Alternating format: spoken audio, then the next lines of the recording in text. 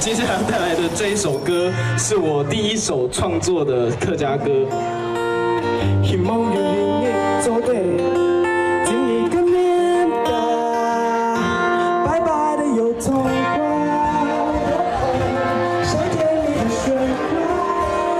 又一次从台北回到故乡新竹的校园里，唱出自己的母语。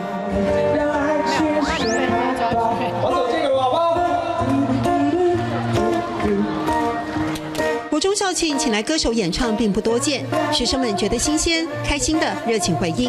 小伟如和弟弟陈玉熙顺势带动大家说客家话。今年该面呀，今年该面呀。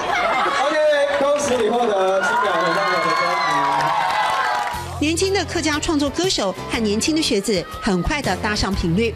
比赛得奖作品用屏东客家庄的乡镇地名写出的“组成六堆”也引起兴趣。来祝各位看后堂。哪一首歌好听都很好听。那祝各位看后堂，全部都懂后堂，冲嘛！客家音乐要打入年轻族群，透过表演接触最直接。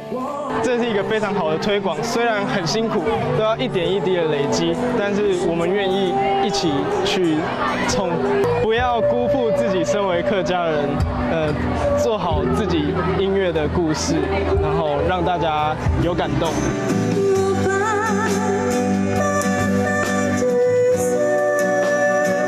前辈山狗大后生乐团带领着一起努力，有心推广客家音乐的歌手们，计划性进驻校园办音乐会，寻求更多的共鸣。那祝各位看后堂，全部都懂后堂。那祝各位看后堂，全部都懂后堂。谢谢宗仪老师。